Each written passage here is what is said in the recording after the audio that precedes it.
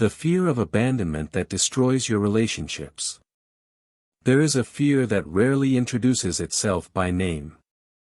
It doesn't say, "Hello, I am the terror of being left." It moves more quietly. As a knot in your stomach when someone takes too long to reply. As the sudden chill when a voice changes tone. As the compulsion to apologize even when you did nothing wrong. It lives in the space between what you tell yourself you believe and what your body actually expects from other human beings. You might call it insecurity. You might call it anxiety. You might call it my issues. But underneath all of those labels is a single organizing question that your nervous system is always asking, are you going to leave me? What makes this fear so devastating is not only that it hurts. It is that it shapes how you love, how you fight, how you leave, and how you stay. It is the invisible hand inside the relationship, pulling strings you don't remember tying. You want closeness, but you test it until it breaks. You long for reassurance, but when you get it, you can't trust it. You crave stability, yet you are drawn again and again to people who confirm your worst expectations. And then you decide there must be something fundamentally wrong with you. But there is nothing uniquely defective about a human being who fears abandonment. Biologically speaking, it would be strange not to fear it, at least at first. Because long before you could speak, before you had stories or diagnoses, you were a nervous system in search of a nervous system. A baby cannot feed itself, regulate its temperature, or soothe its own distress. Attachment, in the beginning, is not a psychological luxury, it is a survival requirement. Developmental psychology and attachment research have been saying this for decades: the infant's brain and body do not grow in a vacuum. They grow in response to the quality of care they receive. A consistently attuned caregiver, not perfect, but present enough, repairing ruptures, teaches the baby system a deep, wordless lesson: when I am distressed, someone comes. When I reach, someone meets me. When I protest, I am not erased. This is the invisible foundation of what we later call secure attachment. But if the caregiver is chronically overwhelmed, depressed, distracted, reactive, addicted, afraid of intimacy, or themselves traumatized, a very different lesson is taught. The lesson may be, sometimes they come, sometimes they don't. Or, they come, but only if I'm not too much. Or, when I cry, everyone gets angry or disappears. The body of the infant does not interpret this intellectually. It interprets it physiologically. Stress hormones like cortisol and adrenaline surge more often, because the system is frequently in a state of unsolved distress. The heart rate rises, then falls, not to a stable baseline but to a tense waiting. In terms of polyvagal theory, the baby's nervous system cycles rapidly between seeking connection, activating fight or flight when that connection feels threatened, and in some cases dropping into a shutdown state when nothing seems to bring relief. The organism is learning, moment by moment, what kind of world it lives in and what kind of self is allowed to exist in that world. Out of these early patterns, identities begin to crystallize, long before we can name them. I am the quiet one may mean, when I made noise, no one came, or someone punished me. I am the helper may mean, I only felt secure when I was useful. I am independent can sometimes translate to, I learned not to need, because needing was too painful. The fear of abandonment is not a random flaw, then. It is the echo of a body that has known, or deeply anticipated, what it means to reach and not be met. As we grow, these early imprints do not remain confined to early memory. The nervous system carries them forward like a template. It scans adult relationships with a bias built from experience. Is this another person who will leave when I am real? Is this another situation where I will disappear if I express need? On the surface, you may tell yourself, I know I'm worthy of love. But in the micro-movements of the body, the flinch, the tightening, the urge to chase, the instinct to run, another story is being told. By the time you are an adult, the fear of abandonment has often woven itself so thoroughly into your relational habits that it feels like personality. You might find yourself clinging tightly in relationships, needing constant reassurance, feeling panic if you sense the slightest distance. You reread messages, analyze tone, scan for threats in every pause. When a partner is quiet, your mind does not say, they're tired. It says, they're leaving. Or you may have taken the opposite route, a defensive independence that looks strong but is built on resignation. You don't let people come too close. You minimize your needs before anyone else can. The moment you feel yourself starting to care, you pull back. You pride yourself on not needing anyone, but underneath that pride is a quieter confession, I do not trust that anyone will stay if I show them how much I need them. Many people alternate between these poles. They pursue intensely and then abruptly withdraw.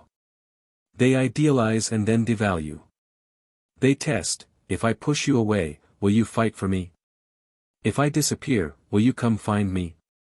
On the surface, this may look irrational, manipulative, or dramatic, and it can be profoundly painful for everyone involved. But if you look beneath the chaos, what you often find is a single organizing fear trying desperately to manage itself. Neuroscience offers a compassionate lens on this. Once a pattern of threat detection and response has been laid down in the nervous system, it tends to replay until new experiences and new forms of attention interrupt it. The amygdala, the brain's threat scanning center, becomes sensitized to cues of potential abandonment, a late reply, a sigh, a shift in facial expression. It fires rapidly, sometimes before the rational brain has had a chance to evaluate the situation. The body, flooded with stress hormones, prepares for loss long before loss has actually occurred. Over years, this chronic state of relational vigilance can shape not only the psyche but also the immune and endocrine systems. Psychoneuroimmunology, the science studying the interplay of mind, brain, and immunity, has repeatedly shown that ongoing emotional stress and a lack of safe, supportive relationships are associated with increased inflammation and vulnerability to a range of illnesses. When you live as though the people you depend on might disappear at any moment, your body is never fully at rest. Muscles remain partly tensed, digestion is disrupted, sleep is light or troubled, and the subtle wear on the organism accumulates. Autoimmune conditions, for example, often appear in people who have spent a lifetime turning anger inward or stifling their own needs. The body begins, tragically, to attack itself. While no disease can be reduced to a single cause, there is a haunting parallel between a life spent believing, my real self is not allowed, and an immune system that has trouble distinguishing self from threat.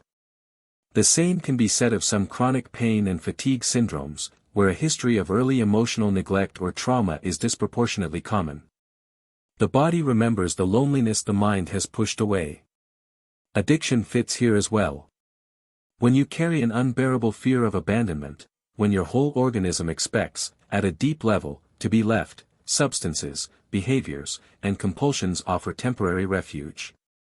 Alcohol, drugs, food, work, scrolling, compulsive sex, even obsessive caretaking, all of these can function as ways to manage the terror of being alone, the ache of feeling unwantable. The important question is not why this addiction, but why this pain?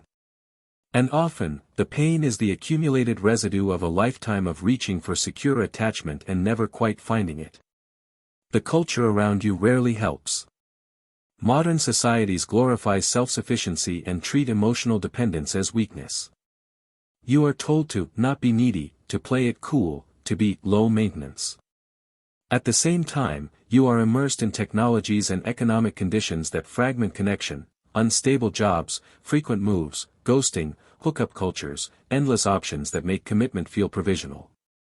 In such a context, the fear of abandonment is not only a personal wound, it is also a rational response to a world where durable, safe, attuned attachment is increasingly rare.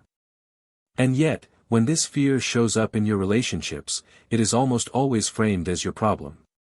You are too much. Too intense. Too emotional.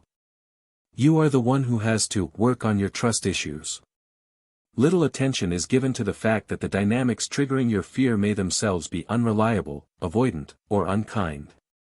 Nor is much attention given to the ways in which your survival strategies, clinging, withdrawing, freezing, over-explaining, were once the best options available to a younger you who had no power to change the environment.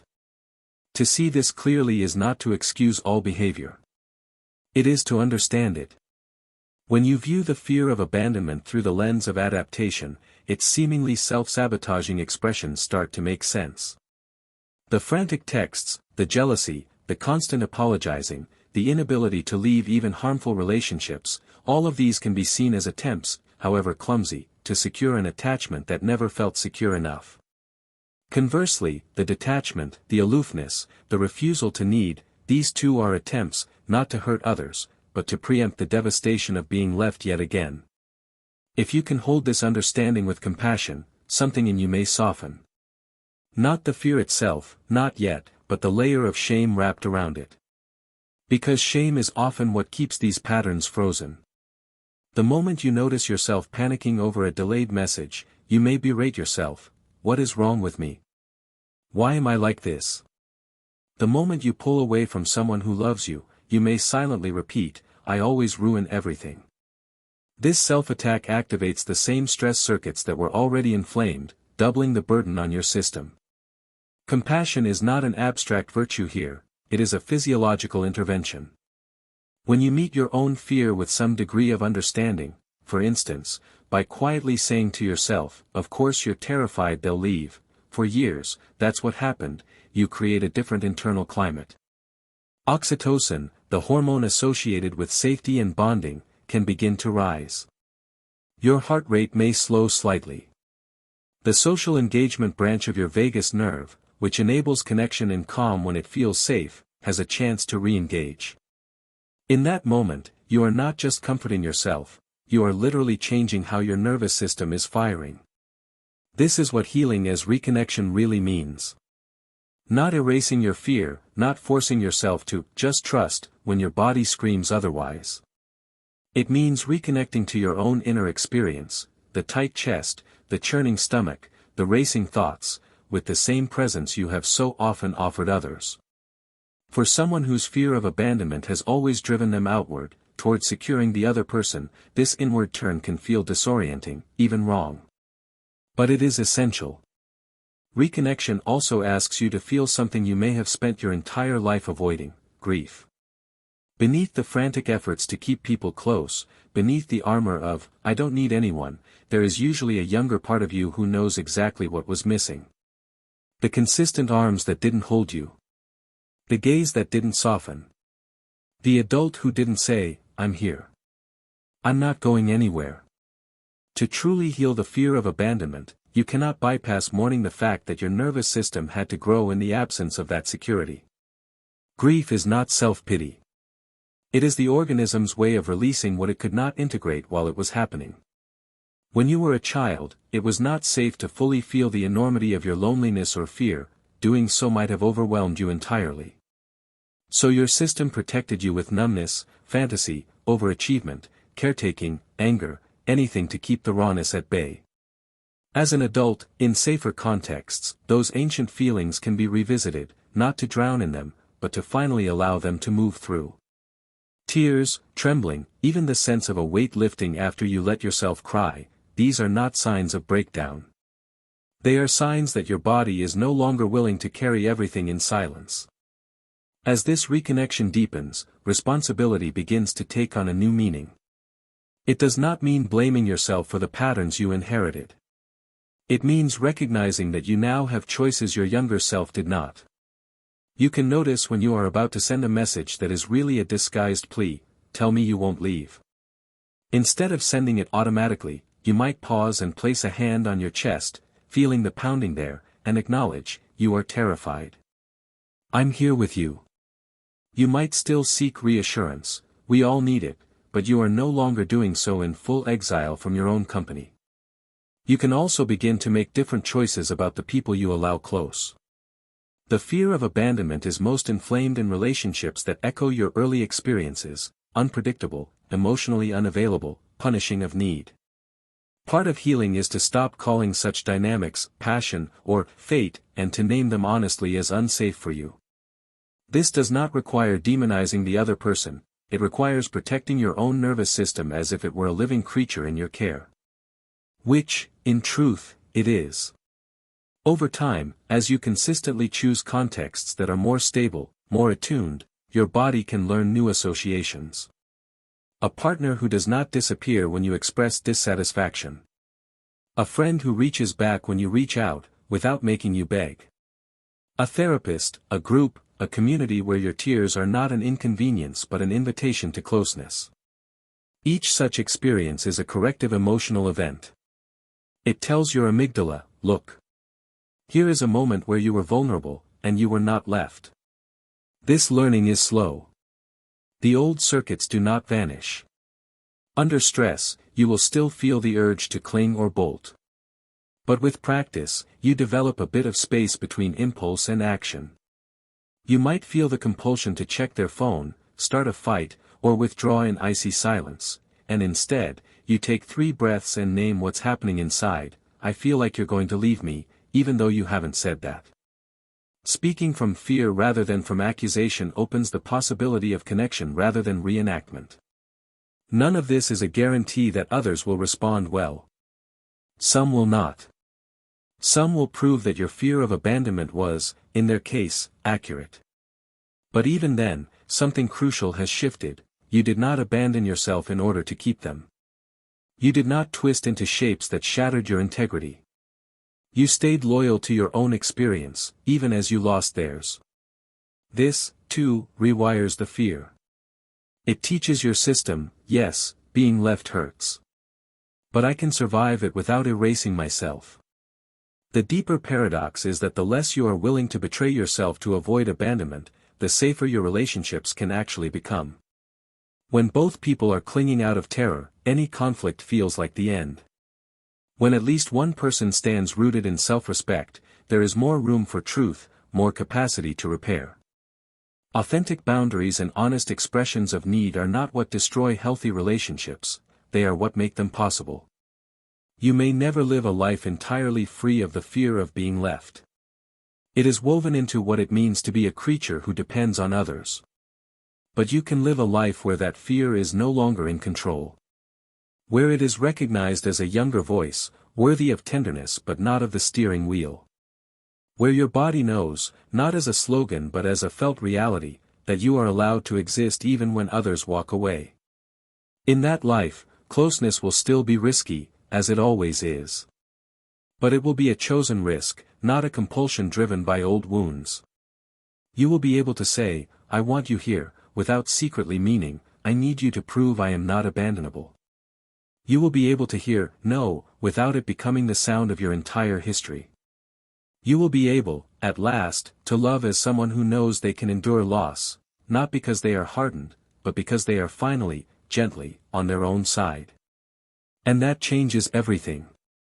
It does not erase the past. It does not make the world less fragile. But it gives you back something you were never meant to lose, the right to stay present in your own life, to feel without being destroyed by your feelings, to connect without constantly bargaining your worth. It returns your relationships to what they were always meant to be, not desperate attempts to fill a bottomless absence, but meetings between whole, wounded, healing human beings, each carrying their own history, each capable, now, of reaching for the other without having to vanish themselves.